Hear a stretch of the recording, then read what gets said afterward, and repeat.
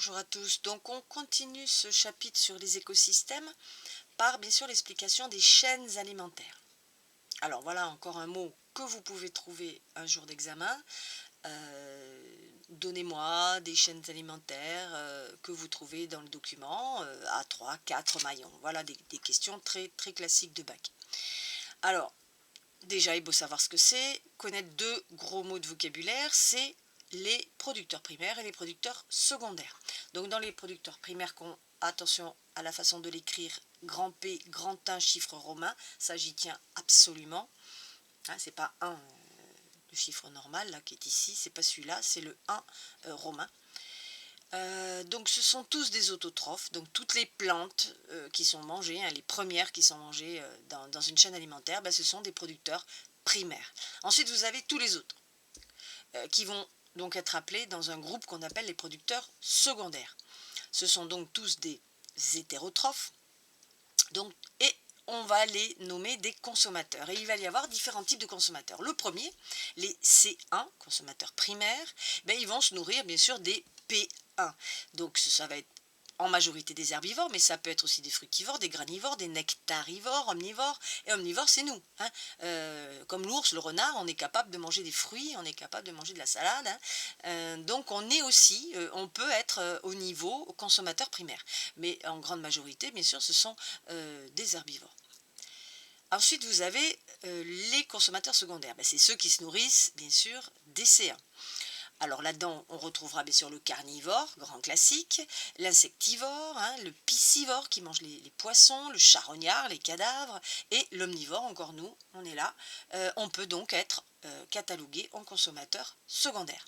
Et ensuite vient le consommateur tertiaire, c'est-à-dire le super prédateur, presque le super prédateur, super carnivore, c'est-à-dire celui qui est au sommet, il n'a pas lui-même ou rarement un autre consommateur, il ne sera pas mangé en fin de compte, un faucon, une loutre, une lionne, hein, un lion, généralement il ne se fait pas tellement attaquer, hein.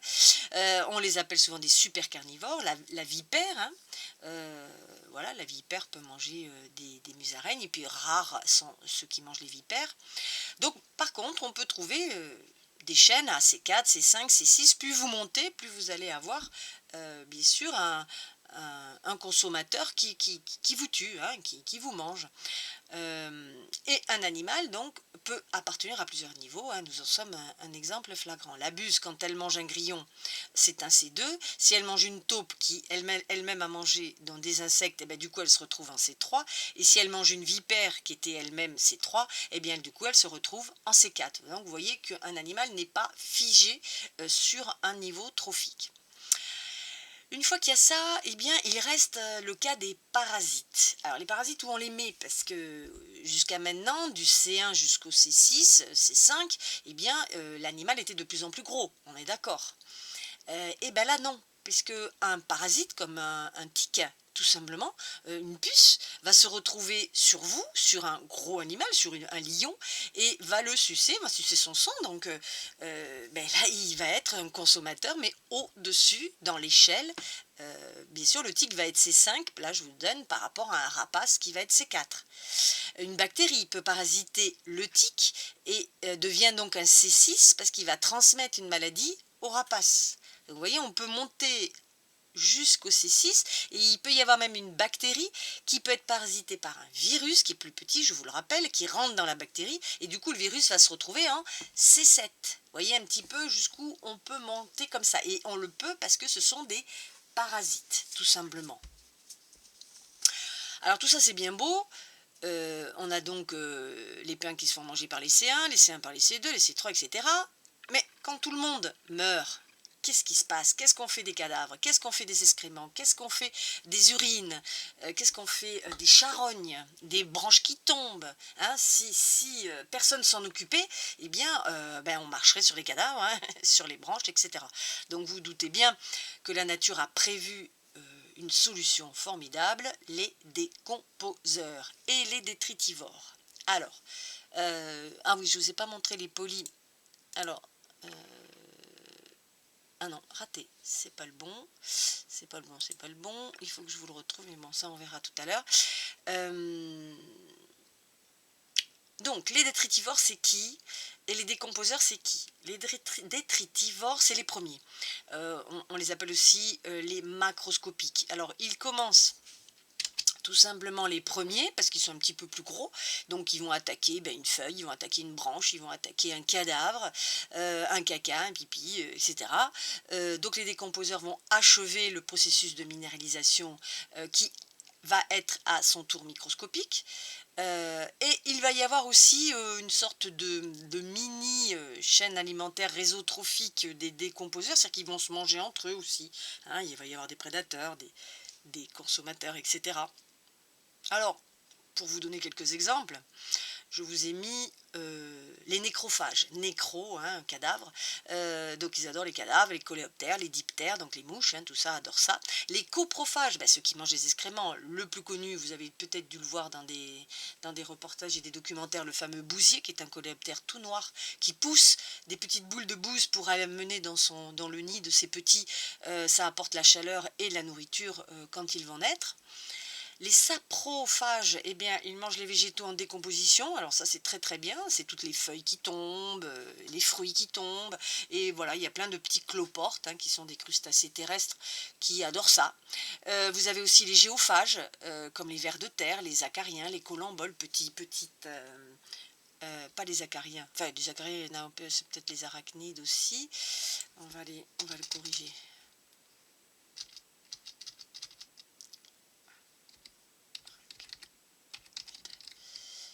Pour être un peu plus large. Les colamboles, c'est des petits insectes qui vivent dans le sol, hein, qui n'ont pas d'ailes ni rien, ils sont minuscules. Hein, ceux qui ont fait le projet sur la faune du sol s'en souviennent. Les vers de terre ont un rôle hyper important au niveau du sol, dans son aération, dans la décomposition de matière organique.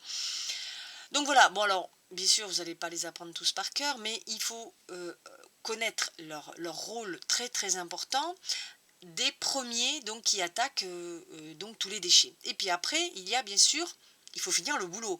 Et là, il faut des décomposeurs microscopiques, c'est-à-dire les vrais décomposeurs, qui sont les bactéries, les champignons, donc les mycéliums, les protozoaires, donc les unicellulaires. C'est eux qui terminent le boulot. Alors, qu'est-ce qu'ils vont faire justement pour terminer le boulot? Là, je vous ai mis donc en gras les décomposeurs, ce sont donc les détritivores plus les vrais décomposeurs, qui sont donc les bactéries. Alors souvent, voilà, le mot décomposeur aurait dû être uniquement réservé aux bactéries, champignons, protozoaires. Mais bon, à force de dire le mot, on a englobé les détritivores avec. Donc maintenant, on dit vrais décomposeurs pour dissocier les décomposeurs des vrais décomposeurs. Alors, à quoi ils servent? Alors, pour ça, regardez le schéma que je vous ai mis, que vous deviez compléter. Alors, ici, c'est un schéma que l'on peut apprendre, bien sûr, à faire en exposé que vous allez avoir au bac. Donc ça, c'est un schéma très intéressant. Vous avez donc en pyramide, ce qu'on appelle la pyramide écologique, montrant ici le titre du cycle de la matière organique. On commence donc par les producteurs primaires, les P1. Ensuite, tout ça, ce sont donc les P2.